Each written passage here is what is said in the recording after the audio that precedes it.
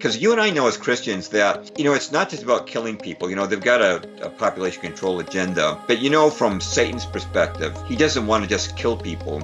He wants control of your soul. He wants control of your mind. He wants people to be lost spiritually. So I tend to think that the end game is not necessarily a nuclear war. Where he wants an end game where people are so impacted neurologically through things like microwaves, through things like 5G, they control what people think and what's in people's souls and hearts.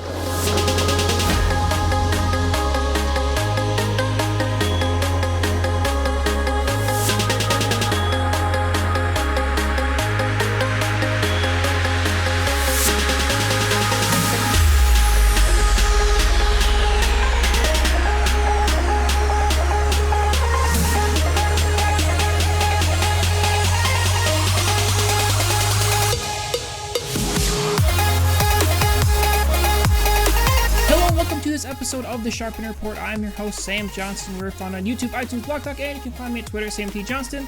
Well, I was sitting in church this past Sunday, and I was listening to the sermon, and the pastor was trying to make a point that the false gods of the Old Testament were really just made up, and they were just manifestations of self-pride that they put into the physical realm and made idols. And he completely discounted the actual reality of the spiritual world behind them all, and it got me thinking again that maybe it's time for us to dive back into the fact that Satan has a control structure, and that we need to learn more about it constantly, and also realize that that type of teaching is part of a larger war on faith. And joining me today to discuss all these wonderful ideas is the author of Truth is a Lonely Warrior, James Perloff. Mr. Perloff, how are you doing today? I'm doing good, Sam, and I want to thank you for having me on your show for the first time. Yeah, first time here. I'm really excited to have you. It was so hard to choose a topic on what we were going to talk about because your book covers so much. Just in this one book, you have other great books, but just this one covers so many great topics. It was hard just to pick a couple. I'm sure hopefully if this goes well, we'll have you back on. And I say if it goes well I don't embarrass myself or something like that. But anyway, before we get into those topics, let's just hear about who you are, where you come from, and how did you get into the world of writing about these topics? Yeah, well, I'm been an alt media writer for 33 years, going back to 1985. I grew up, I know you're a Christian, and I'm sure your viewers just about all know that. I actually grew up in an agnostic home, so we didn't have any religious faith at all, and I was involved in a New Age cult in the 70s, but I was a hippie around 1970,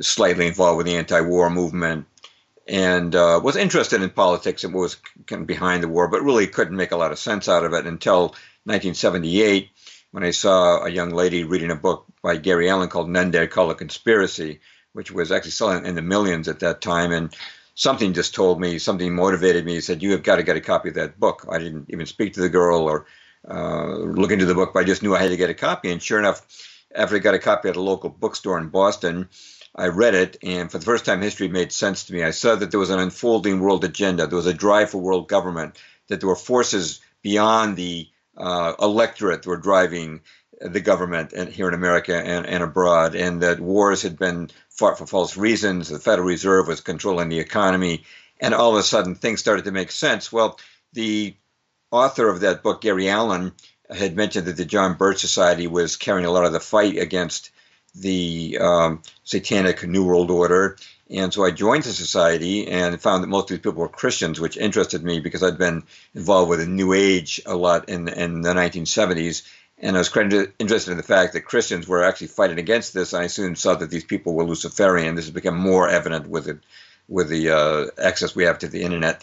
But I started writing for the New American's Journal, the New American, the journal the Journal of the John Birch Society, in 1985, and in 1988, I was writing an article on the Council on Foreign Relations, which is sort of what the shadow government uses to control our seen government. To supply the cabinet level personnel to do their bidding. And that article turned out to be so long that it became a full-length book. The publisher just decided it would be better to be a book, and it sold over 100,000 copies and still is a bestseller on Amazon. And I continued to write for them for a while. And I became a new Christian in the early 80s, and one of the things that troubled me, though, was man's origins, because, I grew up reading National Geographic. A friend of the family had subscribed to National Geographic, and it showed all these ape men in Africa who Louis Leakey was digging up, and he was supposed to be our ancestors from millions of years ago. And this is supposed to be science, and I was troubled because this, to me, was a conflict with the Bible, the idea that we're created by God, and I wanted to find out which one was true. And so I read a book called What is Creation Science by Dr. Gary Parker and Dr. Henry Morris, two of the pioneers in the creation movement. I was stunned at how they just blew away Darwin. And I also felt that there was a need for a very reader-friendly, layman's level book that would discuss this. And so in the late 90s, I wrote a book called Tornado in a Junkyard, which I should have a copy of handy, and I don't. But it went through thoroughly the evidence against Darwin's theory, and I backed it up with a lot of footnotes. And then I was asked by people, could you send me copies to school boards? And I realized, this book is 300 pages long. It's too long for a school board member to read. So I wrote a much shorter version called The Case Against Darwin, and that was 2002. But in the meantime, 9/11 happened, and I wasn't really, even though I'd written a lot about geopolitics and false flags, I didn't really understand the truth about 9/11 until 2003, when I read a book called Stranger Than Fiction. That's when I started, the whole official story started to fall apart for me. And I realized that things were getting very serious in the geopolitical world, which I think has become evident to us as time has progressed with more and more wars. And we see this Luciferian agenda with transgenderism and all these other things happening in our country. So I realized that more than the creation evolution debate, I needed to turn my attention to what's happening geopolitically. And so that resulted in my reading the book, which you kindly just writing the book, which you just kindly held up, Truth is a Lonely Warrior. It's a primer on the New World Order. It starts off with false flags that have led us into wars, and then it talks about the Council of Foreign Relations, the way the oligarchy runs our government. It talks about the Federal Reserve, chapter on the Federal Reserve. It's chapter by chapter. We go through media control, full chapter on the war in Vietnam, full chapter on the drive for world government, a full chapter on the 9/11 attacks and what the reality or as best as we can determine was behind that. And then I get into, I sort of people uphill. I know it's hard for some people to accept certain more extreme things that they're doing to us. So later on, I talk about things like weather control and vaccines and some of the population control agenda they have. So that's a primer. And so since 2014, I've had an independent blog, jamesperloff.com. It's Perloff, where I write a lot of updates on that book and cover material I never knew I'd be getting into. Right now, I am writing a book on 9/11 because I think that some of the debate and divergent theories need to be narrowed down. There's a lot of confusion, and I've been blessed to be contacted by some people with expertise, some of them from overseas, who have directed me closer to the truth. But I don't want to publish that book until I'm pretty sure I've got it solid. So I have that, and I'm on Twitter as James Perloff. I also wrote the script for Free Mind Films' latest documentary. Some of your viewers may be familiar with the documentary on Oklahoma City called The Noble Lie. The most recent one they've done, I scripted, and we have a lot of alt media people in that, people like Ben Swan, the late Joyce Riley, Jedward Griffin, and Pastor Chuck Baldwin. Quite a few alt media people are in it, including myself. And that's called Shadowing. And we're doing that because, we're in an age when people are more oriented towards shorter discussions of topics and also visually oriented. So when I'm on Twitter, you see, look at my tweets, they're almost always got something visual in there, either a photograph or a meme that I've made, because it just communicates better to people in this technological age. Yeah, absolutely. And as everyone can see now, that was why I had such a hard time choosing a topic, because you listed off so many interesting ones, and specifically the writing on Darwinism. So I would love to get in that maybe on a different show, because that is something that kids face every day when they go to public schools, and it's getting worse and worse and worse. So the public schools is a larger part of Satan's control structure that he set up, which is the primary focus of what we're going to talk about tonight. So can you get into a little bit of what his control? I don't know. It's so hard for me to say that control structure looks like. Well, when you mentioned that to me, I realized you were referencing chapter 10 in my book, where I talk about the ancient Illuminati and how today they network through things like the Trilateral Commission and Bohemian Grove and the Bilderbergers. But when I looked at it, it's really true that the book is really talking broadly about the control structure. As you mentioned, the public schools are part of it.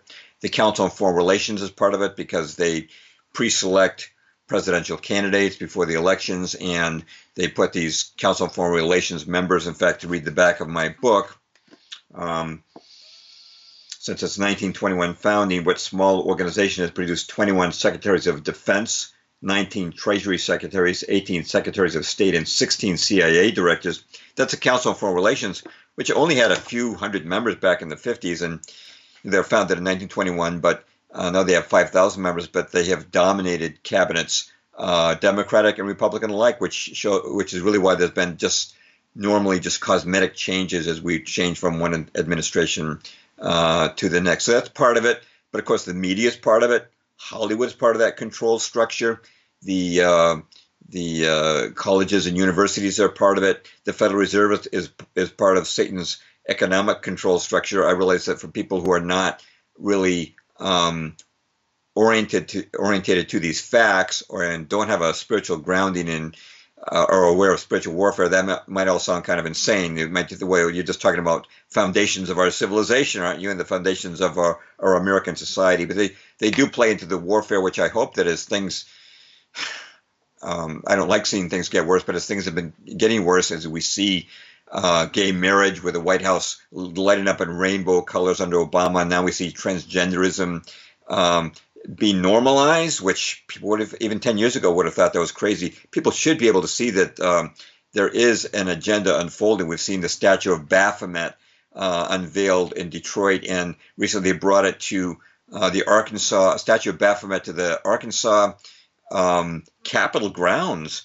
Yet in the South, they're tearing down statues of Robert E. Lee, who even people up in the North acknowledged he was a man of great character. We see that the past is being destroyed, as Orwell predicted. And we see this new satanic culture. I don't know if you're familiar with Tex Mars at all. He recently wrote a book. He's a pastor and a writer with a lot of insight. And he recently wrote a book called Hell's Mirror. And he talks about how the architecture on Earth is actually starting to become satanic in many ways. And actually, it's as if we're preparing for the Antichrist to rule in the surroundings that he would feel at home in.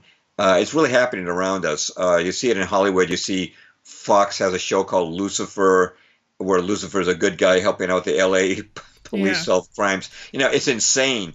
Madonna dressing up as Baphomet for a Super Bowl halftime show. We're actually reaching the point where we, as it was predicted in the Bible, of course, that people would start to worship the beast.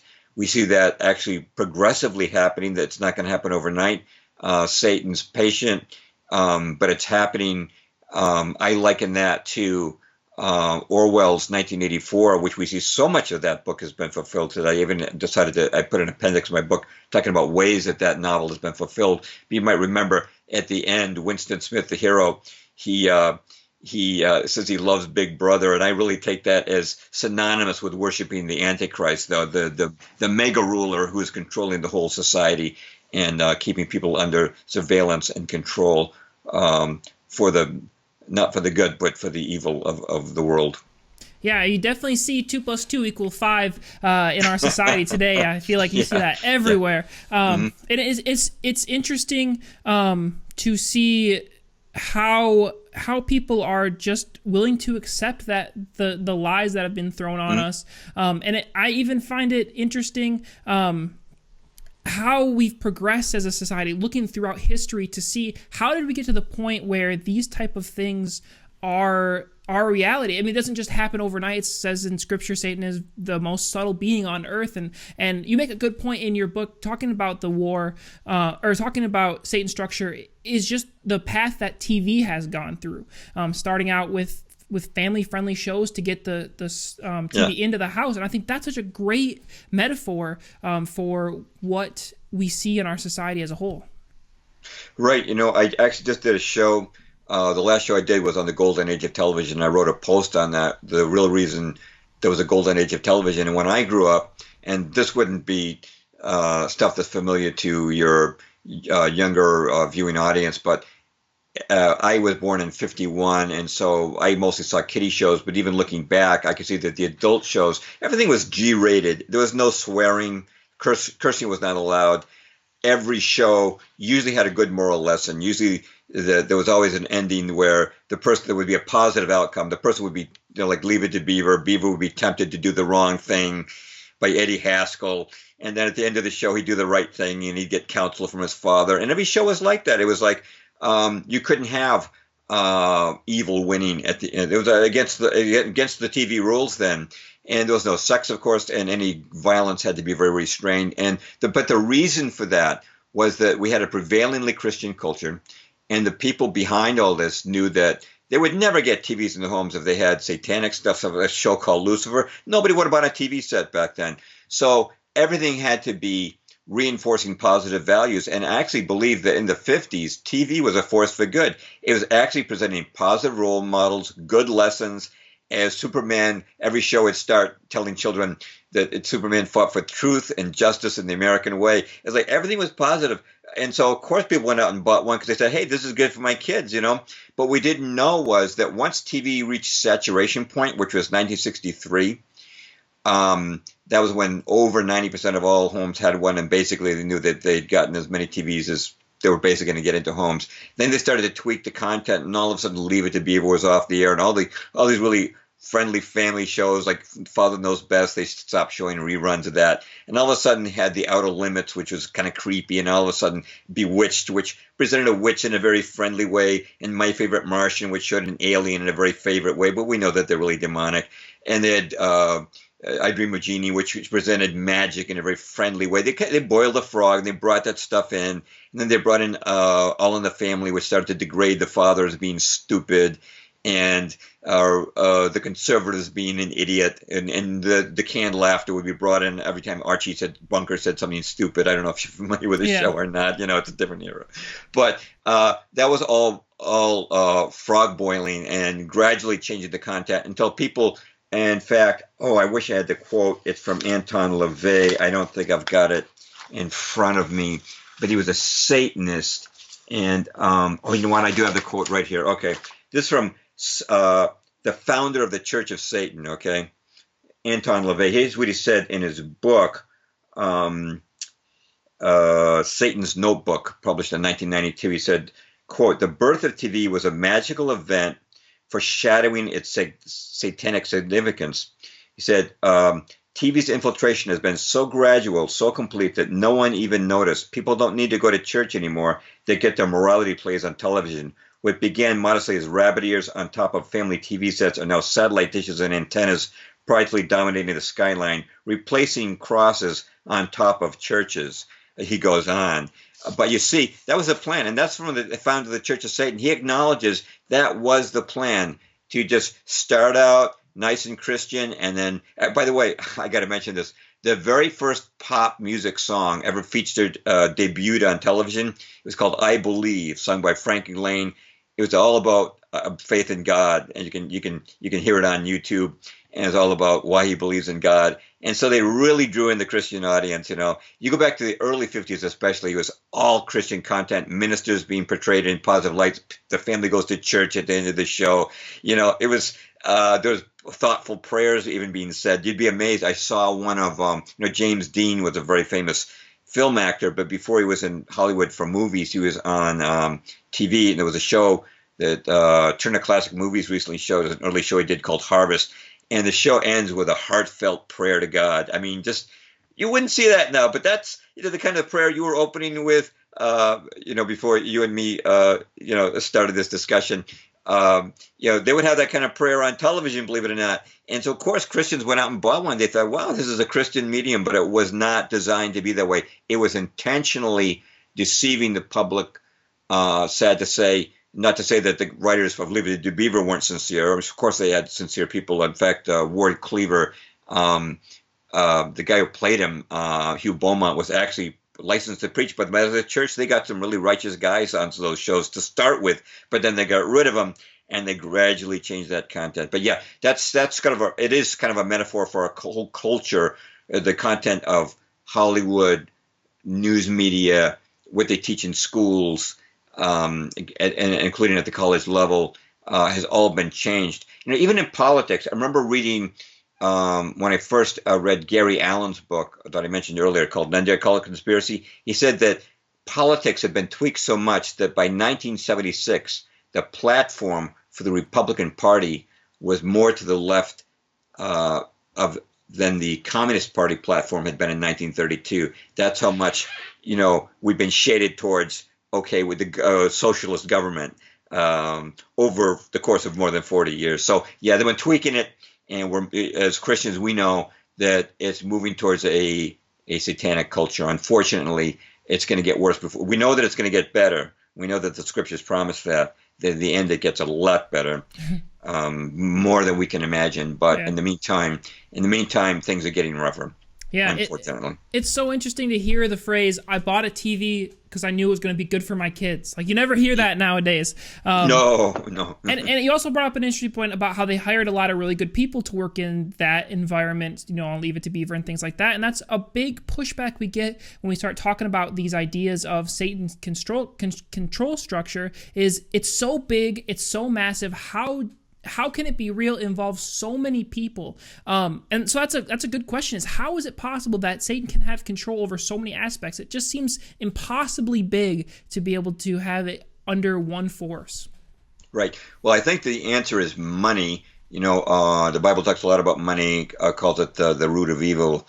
And Satan knows that, humanly speaking, money is what makes the world go round. You get people to break their morals for the right price, and so people who work for media companies. And I was on a alt media show with a radio show host who told me that he was on a 50,000 watt radio station, mainstream station, and one day did a show on 9/11, a 1 hour show on 9/11, discussing what's wrong with the official story. He was called into the office and told, you never do a show like that again.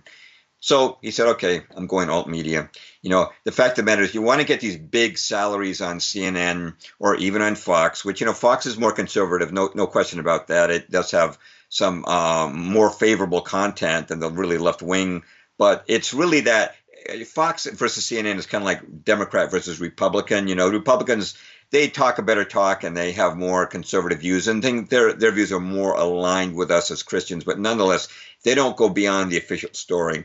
They don't talk about the backstory like we just did about television. They're not going to go that far, or to really look at the spiritual warfare that's taking place. But basically, I would have to say, Sam, the reason they control so much is because of money. And that goes back to the Federal Reserve and the creation of money from nothing. As you know, the Federal Reserve, and the best book on this, of course, is G. Edward Griffin's book, The Creature from Jekyll Island. He really does a very spot-on job of showing how the Federal Reserve not only controls interest rates, but it's actually authorized by law. He's called it the Creature from Jekyll Island because it's secretly created by private bankers, the Federal Reserve. It was passed off in the public as something that our own legislators put forward, but it was originally introduced by Senator Nelson Aldrich, who was at that secret Jekyll Island meeting in 1910, which is attended by the men from the banking houses of the House of Rothschild, J.P. Morgan, and John D. Rockefeller. They represented 25% of all the wealth in the world, and they wanted to emulate the Bank of England and these other central banks in Europe, which were controlling the economies there.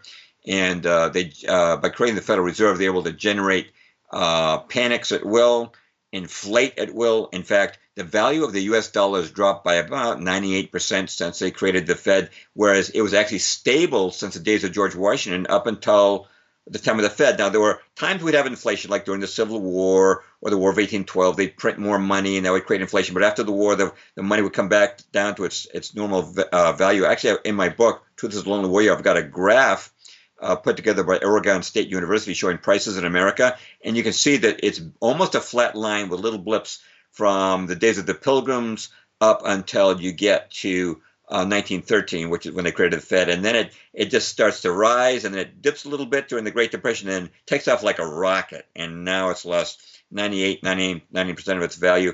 In 1962, when I was a kid, a candy bar was a nickel. Tuition at Harvard was $1,500. And you could buy the average cost of a new home in America, new house was $12,000. A movie ticket was 50 cents. What's caused prices to go up is that they've created so much money through the Fed, which they then use to pay off their international, multinational corporations to pay for their wars. And when you pay for a war with inflated dollars, you don't have to raise taxes. Taxpayers don't like it if you raise taxes.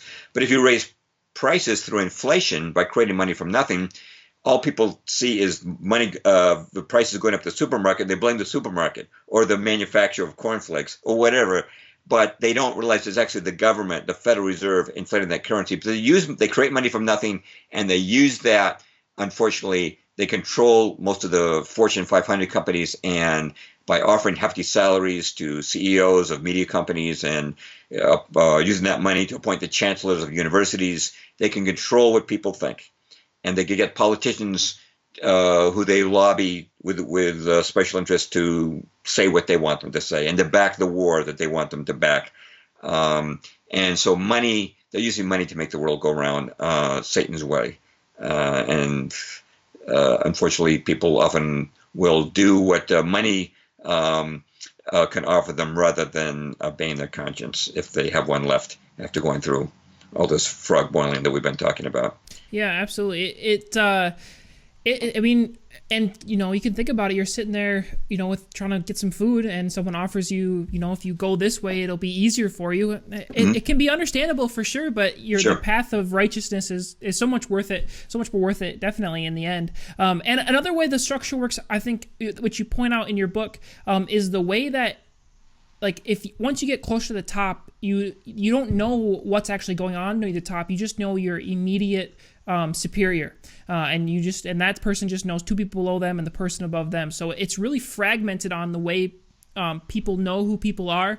So each layer is different of the lie. The people at the very bottom, especially when you get into like Freemasonry, you get the Freemason temples, which a lot of those people are on the ground level. I know I have some friends whose parents are involved with Freemasonry, just because they want to go out and be in public and do nice things for everyone, and that's just where they're at, and they don't really realize the reality of what is going on at the very top because they are just lied to at the very bottom. And that's another way the structure kind of works. Is that correct? You're absolutely right. And Freemasonry has acts in secret societies like Skull and Bones, Scroll and Key, and other ones have been instrumental. Especially when the culture was prevalently Christian, it was necessary to change. In order to change the culture, you had to operate in secret.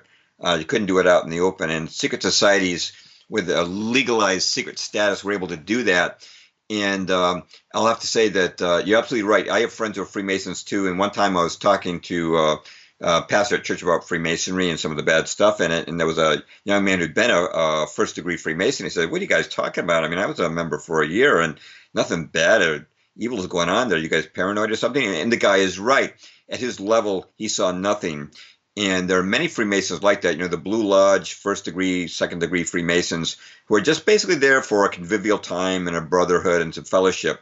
But at the upper levels, I met a guy who, just in the course of business, who was a ranking Freemason.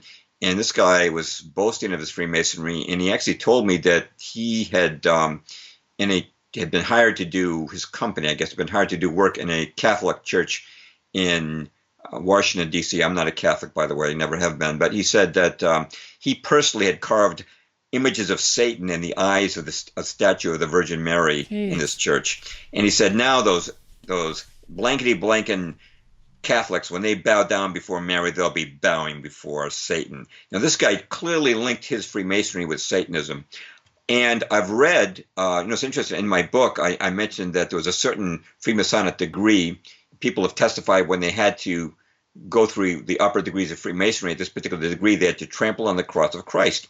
Well, I spoke to a guy who said he was a 32nd degree Mason, and he said, "Jim, I went through the degrees. I never had to do that." And the more I've looked at it, I said, you know what, this guy's telling me the truth. And so are these other people too. Freemasonry is sort of a labyrinth, and I think you have lodges that are fronts for other lodges, and you can't make a blanket statement about them. But there definitely is, I will say this much, within Freemasonry, a Luciferian element. And I was talking about 1963, right? I mentioned TV started to change in 63. Some horrible things started to happen in 63, not just on television, but in 63, the Supreme Court kicked God out of school. In 62, they banned prayer in public schools. And I remember as a student in the late 50s, our teacher would open every day reading from the Bible. They couldn't do that anymore. Starting in 63, they banned the Bible. But get this, when they made that decision, it was June the 17th, 1963. Five of the Supreme Court justices were Hugo Black, William Douglas, Tom Clark, Potter Stewart, and the Chief Justice Earl Warren were all Freemasons. And one thing I figured out after a long time, Sam, is that for these ranking Freemasons, they regard their oath to the Brotherhood to be higher than their oath to the Constitution. And that's why we've always been confused. Like, why do these guys keep violating? There's the Supreme Court justices. They didn't know what the Constitution says. The reason they got to these high positions in the first place is their obedience to the Brotherhood, and their obedience, unfortunately, for a lot of them, clearly Luciferianism. Kicking God out of public school was not the intention of the Constitution. If it had been, they would have kicked out God on day one in America, but they didn't. After 200 years, they suddenly said, you know what? We've decided this is unconstitutional, having God in the public. What a bunch of rotten. By the way, I should mention this. SAT scores started going down in 63, and they went down for 18 straight years. You can look it up. They didn't go back up again. They tweaked up a little bit in 81, which is Ronald Reagan's first year in office, and probably having Reagan, not that he was really all that he said he was, but it probably restored a little American pride, and people felt a little bit more moral and dignified, and the SAT score went up in 81. But it took 18 years. But the impact, I could see it in my classmates. I could see changes in their behavior, and it traces back. But again, this is part of this control structure. Getting Freemasons to have a majority on the Supreme Court was part of that process for sure. Yeah, it's when you look at the control structure, that is so hard for me to say. My goodness, you see it growing and growing and growing, and the force that's supposed to stop that type of structure is the church and the people in the church and the faith that's supposed to stand up and say, hey, that's not what we want as our society. But we have seen this structure take over the church in many different ways too. That's another aspect of your book that you talk about too. It is the systematic destruction of the power that the church has. Yes, to be sure. Actually, somebody asked me, a Christian out in Ohio once asked me if I would investigate why the church was going down, and he actually hired me to write a post about it. It wound up being chapter 17 of my book, "Twas the Lonely Warrior," and finally I modified it a little bit more and made it a blog post on my website, jamesperloff.com. It's called "The War on Christianity Part 1. I have a Part 2 as well. But in this particular post, I guess the main point I would make is that, again, it's not a matter of events unfolding by chance. There's an agenda, and it's deliberate, and it's driven. And what happened in America was, if you're looking for an identifiable face behind American politics in the 20th century, I'd have to say the Rockefellers. Again, we're talking about money, right? We certainly equate the Rockefellers with money. They used their money and influence to change the churches. And they funded seminaries that would teach ecumenicism, which means we should just blend Christianity with other faiths. And they funded modernism. As the number one seminary they did this through was called Union Theological in New York. And they started to teach things like, the Bible's full of errors. Jesus wasn't really the Son of God. There was no resurrection. There were no miracles. There was no virgin birth. And, the Bible's probably not written by the guys who said it was written by. And they would present this all as scholarly, academic, in order to convince the seminarians that what they were reading was, maybe somewhat true, but not really the truth, and really watering down the faith. And this is interesting. If you really look at it, if you want to know how there are real people behind this, in 1922, there was a guy named Harry Emerson Fosdick, and he gave a sermon at the First Presbyterian Church of New York. and it was called Will the Fundamentalists Win? And he started denouncing things that the fundamentals of the Christian faith, the miracles and the resurrection and Jesus even dying in atonement for sin. And the church was so outraged they tried him for heresy. That's the way things worked back then. But he was then immediately hired by John D. Rockefeller to be pastor of his church, Riverside Church in New York, which he'd built for $4 million, which is a lot of money back then. We're talking 1922. And John D. Rockefeller paid for 130,000 copies of this sermon to be delivered to Protestant pastors across America. And by the way, his brother, Emerson Fosdick, his brother, Raymond Fosdick, was the head of the Rockefeller Foundation for 12 years. So you can see that there's real people with real money driving this modernist movement that is degrading the faith, which has continued right up to this day. And I've written, as I mentioned, a couple of books on Darwinism. This is a big part of it. Darwinism, even though we won't get that into it heavily today, the purpose of Darwinism was to cast doubt on there being a creator. Because when you think that there's no creator, we all evolved by chance and survival of the fittest from lower animals. All of a sudden, God's not a creator, so the Bible must be a myth. If the Bible's a myth, the Ten Commandments are a myth. And all of a sudden, you've got the kind of a society that Satan wants, one that doesn't follow the Ten Commandments because they're an old myth. So a culture where people will lie. If they're in entertainment or newscasting or politicians, people will kill. If they're soldiers or political assassins, people steal. If they're bankers or politicians who are being bribed, you take away the morality of society that way. So all of this has been agenda-driven. All of this has been money-driven. It's part of a definite plan. And that's what this particular post, The War on Christian Part 1, is about. It's about how there were specific people using large amounts of money to change the culture. And this included, by the way, the creation of the National Council of Churches, which was meant to meld all the denominations together, and then the World Council of Churches to bring everything together. Because, ultimately with this game plan, they're looking for a world government. That's about consolidation, right? It's about taking the countries of Europe, bringing them to the European Union as a stepping stone. NAFTA was meant to be a stepping stone towards the North American Union, and then you bring these regional bodies into one. In the business world, we see it consolidating through business mergers, where Chase Bank merged with Manhattan Bank. That's the Warburgs and the Rockefellers. Then Manhattan merges with J.P. Morgan and becomes J.P. Morgan Chase, right? Consolidation. The way to control things is to consolidate them under one force. We see that in media now with just 6 corporations ruling 90% of mainstream media. And in the religious world, they envisioned the same thing, bring them under the umbrella of the National World Council of Churches until they're melded together, and then you control them as a one world religion, which is something Satan would want to control the world in a satanic fashion and a Luciferian fashion in the end game. See, all of this happening, League of Nations, UN, all of these things, global governance, including religion, that it's all part of the same game plan. Step by step, boiling the frog, so slow that people don't quite notice that unless they're on top of the game like you are. And like you are. Question, with the it seems like the world is so divided and at each other's throats because of their beliefs, especially now with the political culture, but even at the religious culture, and it seems like we're being pushed towards a one world religion and a one world government. Do you think that the one world religion looks like everyone believing the same thing, or do you think like it looks like everyone being deceived by the same thing?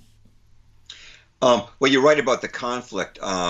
Right now, and this is a whole other area, there's this immense conflict over the wars in the Middle East, Islam being ignited by ISIS, and ISIS, unfortunately, and Al-Qaeda, and it's so ridiculous because they're officially the ones who did 9/11, being backed by the U.S. and Syria right now. It's a complex situation. You certainly don't see a unity right now, but the conflict is, I believe, designed to bring about a situation probably so disastrous that ultimately people surrender, give in, say we don't want another nuclear bomb being dropped, we don't want another 9/11 type event, we're going to cave into world government. And then ultimately, I don't know if you're familiar with the work of the late Serge Monast, who talked about Project Bluebeam, where they would actually use high tech to project images of Christ or Muhammad or wherever the region of the world was from satellites, ultimately to kind of frighten people into surrendering their worldview and thinking they were wrong because they think that they're seeing an image of God when they're really seeing a high-tech image. We're kind of getting ahead of the game here. But I do see that they're not at the place. They're certainly not at the place where they could have a one-world religion now. But I think that when Satan is ready to step into his temple, when he's ready to rule, that's what they want to have ready for him. They're not there yet. There were predictions made. You probably heard of Albert Pike's predictions of 3 world wars. We've been through 2. World War I. It's an interesting continuity. World War I brought about the first communist state, the Soviet Union. World War II spread communism over half the globe. World War I came on the cusp of the Federal Reserve. World War II brought about the World Bank. World War III would probably bring about a world currency, which I'm sure they've been pushing for. World War I brought us the League of Nations. World War II, the UN. Probably World War III would get us that world government and would probably bring us to the point of a one world religion as well. But we've definitely seen this progression, and they have to get conflicts go along the way. Things weren't chummy during World War II. It was a bitter a conflict with tens of millions of people dying, and I'm sure that they probably anticipate that something like that will be necessary to bring about this final one world consolidation. So we don't see it at this time, but I think that would be their end game for their final rule of the Antichrist that is prophesied in the Bible. Interesting. So we're moving into today's world, though, and a lot of people seem to have, at least I do, I don't know, I have hope that we're able to start to change where we're heading and trying to slow it down, at least because of the rise of the internet and alternative media. Here's maybe a harsh reality, but is the rise of the alternative media just another spot in their ploy to pull us where they want to be, or is this actually resistance trying that we're actually changing things? Oh, well, I think it's definitely resistance. You're sincere and I'm sincere, and I think they're getting more pushback than I think they probably had an arrogance when they created the internet. They thought they would all use it for shopping, and Facebook posts about where we're having our supper, right? And they didn't realize that people were as alert as they are. And I think this is one reason why they're pushing for fluoridation of water, vaccination, 5G, things that can slow people down mentally, GMOs, other things they're doing to make it more difficult for us to process, to think, keeping us so busy with a distressed economy that we have to work 2 jobs and we're too exhausted when we get home from the second job to even think about what's really going on in the world. And of course, all the censorship we're seeing now with YouTube channels being deleted or demonetized, people being banned from Facebook, the whole fake news paradigm that began after Hillary lost the election. I think there were certainly a lot of people ticked about that. They may have, at the innermost levels of what Orwell would call the inner party, maybe they wanted Trump in there for their own specific reasons. But to be sure, there's been a move of truth that I don't think I've never seen the likes of. I'm so pleased, actually, to have this access to instant information on the internet, which, when I wrote The Shadows of Power in 1988, published in 88, researched, 1 or 2 years preceding that. At that time, to get information, you had to go to the library and go through a paper catalog. There was no such thing as the internet, and there was no such thing as instant information. You really had to dig deep. You had to know some of the right people and get hold of the right books, maybe through interlibrary loan. However, today you can instantly find information. They're trying to control that. They're trying to have Google direct trending towards the wrong ideas, so we won't find the information we're looking for. But at this moment, as we speak, it's still open. I don't know if they're going to shut down the internet at some point. I just as we're recording this, YouTube went down for an hour or two. Yeah. It was kind of, And there's been some kind of weird things happening. But, when Alex Jones went down, when the day that happened, I thought, a lot of people have been saying that Alex Jones is just a gatekeeper, that he just kind of sort of controlled the opposition. Although I do like some of the stuff he's put out over the years. I've never been a regular watcher. But I thought, they're going to get him back up in a week or so, and this is just to restore his credibility. But no, they've really taken him down. He's been banned for life from Twitter, and it looks like maybe they're taking us down one by one. I would say, to be sure, we've had an enormous impact. And, I've run into people who I knew many years ago, hadn't seen them for years, and I was amazed to see that they're awake now. They say, oh, I was reading about how this was a false flag, and you got to watch out for GMOs and things like this. I was at church one time, and I was talking to a guy who was out of work, and so I just let the conversation go into the Federal Reserve and how they control the economy. This guy knew all about the Federal Reserve. I was amazed at how many people you run into. You don't know it from watching mainstream media, but there's a lot of people out there who have used access to the internet to find out these things that you and I are talking about now. There's a lot more of them, I think, than you and I ourselves even are consciously aware of, or that the mainstream media would like the world to be knowledgeable of. So they're trying to crack down on it. I think that alt media has had great success. Yeah, absolutely. I think, and that's such a message for hope for a lot of people who view programs like this, and they're watching it alone, or they're watching it with just their spouse, and they don't really have that family or those friends around them to talk about these things because they feel like they're so alone. And that's in itself a tactic of Satan to try to pull you down, is to make you feel alone and to isolate you from discussing these ideas with other people, because that's how we grow in strength, and that's how the church is actually supposed to function in a community-centered way. So yeah, I think that's a great message of hope, is a lot of people are starting to wake up. Yeah, my book is called Truth is a Lonely Warrior, and it is a lonely fight, and I think all of us can identify with that, of being around what we call matrixed people, people who just live in with the blue pill world, right? And you can't even start a conversation with them because, one of the reasons I wrote Truth is a Lonely Warrior, honestly, was that I found that you cannot just broach one topic like geoengineering or 9/11 and have them catch on. They need to see the broad picture, and I liken it to showing people one piece of a crossword puzzle. A jigsaw puzzle. If you show them one piece of a jigsaw puzzle, it's just a piece of color. It doesn't make any sense. You have to show them the full picture, and that's one reason I wrote that book, because I have found historically that I don't get very far just talking about one topic with people. So what I've done historically is taken my laptop and sat down with people for 2 hours and said, you know what, this is how we got into this war: Spanish-American War, sinking of the Maine, Lusitania, World War I, Pearl Harbor, they had full foreknowledge, World War II, Tonkin Gulf, Vietnam, right up to 9/11, and then walking through the Fed, Council on Foreign Relations. You kind of have to show them media control, all these things. Otherwise, they think, well, why would our own country do that to us? And why? What if they did? They tell us about it on television. You really have to show them that there's a pattern of this, who really runs the government and who really runs the media, for them to start to appreciate the truth of what you're saying. I don't feel you can do it one topic with one topic. You really have to show them the full picture. And so for me, it's vital to get that broad picture across. But hopefully, even if it's done one topic at a time, as people visit the internet and they hear more and more, they'll start to wake up and realize that, hey, something's wrong here. If they lied to me about this, they must be lying to me about other things as well. Yeah, it's that rabbit hole we all go down when we start to learn about something. You notice one little thing wrong, and then you're like, wait, that's not right. And then you look into that, and then you fall into a huge web of lies, and then you're there for 2 weeks, and you come out and your beard's growing everywhere, and you don't know what's going on. But anyway, we got about only 10 minutes left already. This conversation flew by. But is there anything that you would like to touch on that you find that's really been on your heart or your mind lately that you just want to get out to people right now?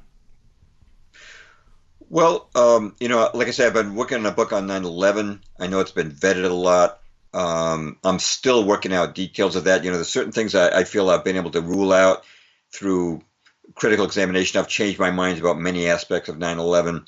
I'm looking at both the who and the how, and I want to write a book that's accurate. I don't want to just write another book that's leading people down the wrong trail. And part of the reason we've had so many problems with 9/11, besides some infiltration and some insinuation of cognitive dissonance, is the fact that it's still a relatively speaking a recent event. When you look at the Lusitania, the sinking of the Maine, or Pearl Harbor, you're talking about things that we've had many decades to vet.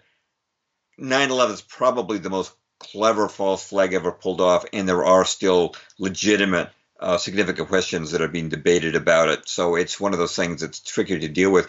I do want to mention this. It's just on my mind just recently, but as I've looked at their end game, for some time I've felt that 5G, and I mentioned before Project Bluebeam, which talked about controlling people's thoughts through electromagnetic waves. Serge Maness was talking about that in 1994. Just last night, I had the privilege of going to a talk at my local town library by a woman who is fighting against microwave radiation coming from cellular devices, cell phones and laptops and all these cell phone towers being built. And one of the things that occurs to me is that 5G may be their end game. They say that 5G is going to be 25 times stronger than Wi-Fi, and it's military grade. It's something that the military developed for use against enemy troops, and it truly presents a potential. Because you and I know as Christians that it's not just about killing people. They've got a population control agenda, but from Satan's perspective, he doesn't want to just kill people. He wants control of your soul. He wants control of your mind. He wants people to be lost spiritually. And so I tend to think that the end game is not necessarily a nuclear war where everybody gets wiped out, but he wants an end game where people are so impacted neurologically through things like microwaves, through things like 5G, where you've got a cell phone tower right outside your own home. They control what people think and what's in people's souls and hearts. Now, I don't know that God's going to let it go that way, because he said that if God didn't, said in the Bible that God doesn't intervene, even the elect might be lost. I don't know exactly where God puts in his hand and says that's far enough. We're not going any further. But I am. This lady's name is Cece Doucette. She's introduced legislature in my home state of Massachusetts, 8 to 9 different bills she's been part of to guard the public against more microwaves, more advancement of this this microwave technology that's threatening to affect us. There's a lot of other things they're using. I mean, vaccines, GMOs, fluoride in the water. There's so many ways they're trying to impair the integrity of our minds and ability to think. But I think that if they really got a 5G network in place, that might spell an end game where people like you and I couldn't even think logically and hold a communication exchange like we're having right now. I don't know for sure, but I believe that's their end game because they're investing so much money in it, and they're rolling out this 5G grid as if it was so important we download movies faster. You could I downloaded a movie just the other day, not for entertainment purposes, but because I thought it was edifying. But it only took like 1 or 2 seconds to download. The idea that you need faster download times, I'm sorry, 5G doesn't make any sense. The download times we have right now are plenty fast enough. We don't need upgraded Wi-Fi. We don't need upgraded microwaves coming into our homes. People are being affected. You look at the cancer rates. Look at the autism rates, which I attribute. I'm a registered nurse, by the way. I attribute that largely to vaccines and the incredible increase of vaccinations on newborns. On their day of birth, they're giving the hepatitis B. You can't get hepatitis B unless you're having sex with a prostitute. You're using an infected needle. It makes no sense. We're seeing things that don't make sense in our culture that are being used to degrade humanity. And you know something, from a Christian perspective, that is really one of the reasons why God brought the flood upon the earth. If you look at some of your extra biblical works, I mean, there's Genesis 6, which talks about the violence of mankind, but it also talks in Genesis 6 about the sons of God intermarrying with the sons of men. And I do understand that as I look at extra biblical books like the book of Enoch, the book of Jubilees, the book of Jasher. They were really talking about angels, fallen angels intermarrying with men and giving race to a race of giants. The Bible talks about giants, Goliath being a famous example, and the giants that were in the Promised Land and the satanic worship they were involved in.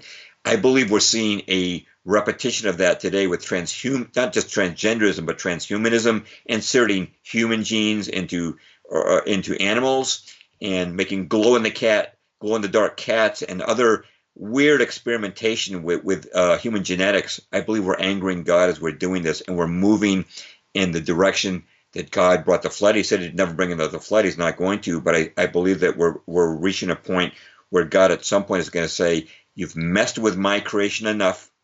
I had to reboot it after the flood of Noah, because it says in the book of Joshua they're actually changing species at that time, much as they are today. I believe that we're headed in that direction today.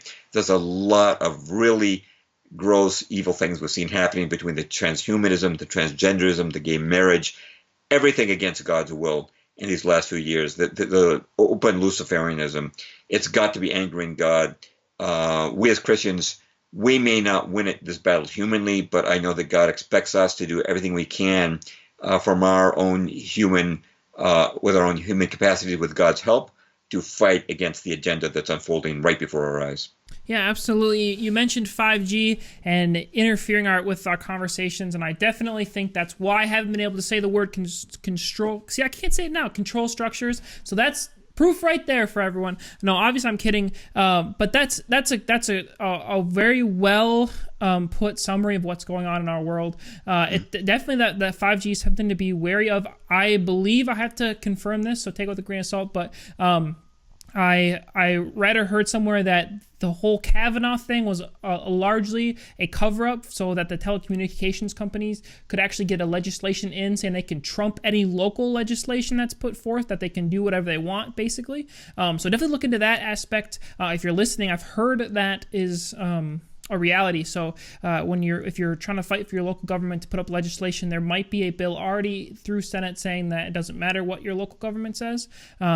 That they can kind of enforce whatever they want. But anyway, that brings us to the end of our conversation. Where can people find you? How can they support you? And you said you have a book coming up. Would you know when that's going to be released yet? Thank you so much. Thank you so much, Sam, for having me on tonight. Again, my website is jamesperloff.com, Perloff. You will find a lot of blog posts there on a great variety of topics. And again, my latest book, A Primer on the New World Order, Truth is a Lonely Warrior. I do have 2 books on creation versus evolution, written in the late 90s, early 2000s, The Case Against Darwin and Tornado in a Junkyard. And I'm on Twitter as James Perloff. At least I'm there right now. People have been getting bumped off. We'll see what unfolds next. But those are the main ways to reach me.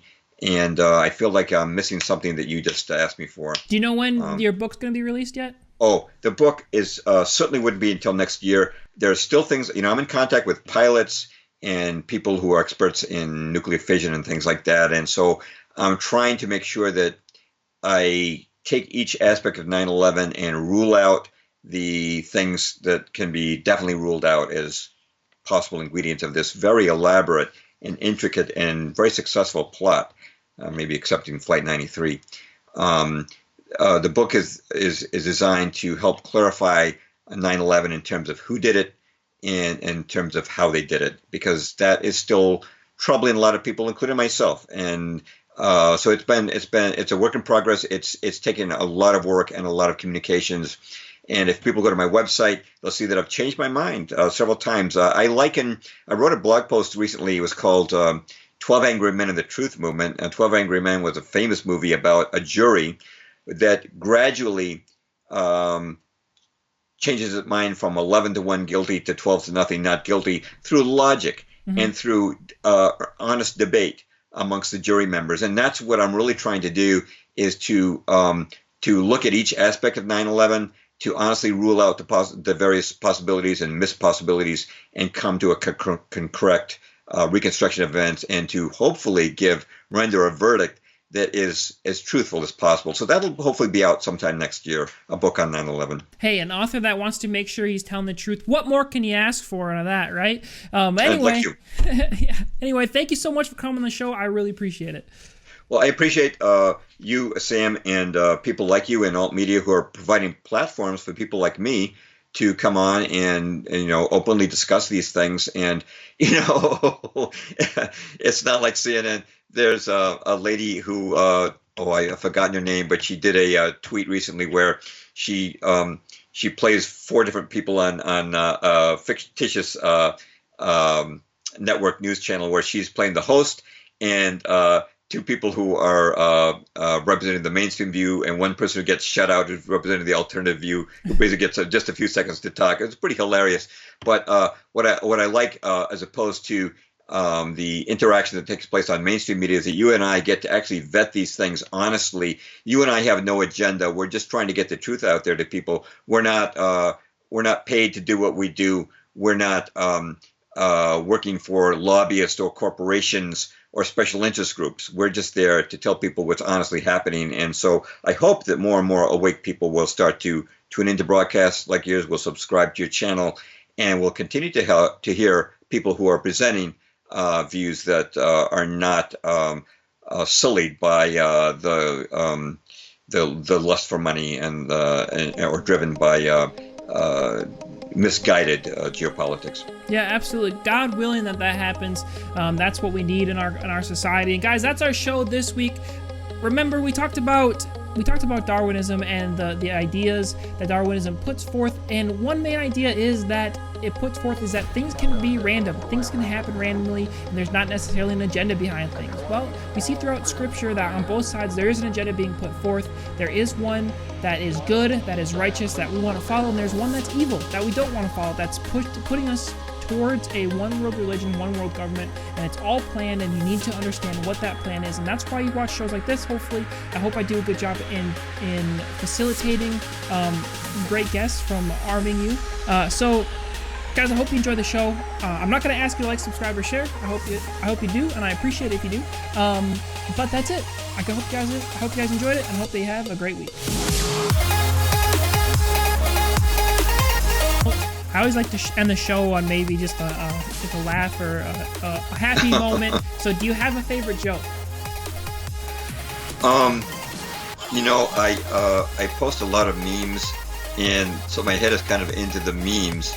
Can you pick a meme and email it to me, and then I'll put it at the end right here? Well, I could certainly pick a meme. I've made quite a few over the years, and I would have no problem finding one to send to you. I actually have a blog post that's called "The World According to Perloff's Twitter Memes," but that's about a year or so old, and I have a lot more updated ones since then. I could certainly send you one, hopefully one that will be not irrelevant to tonight's discussion.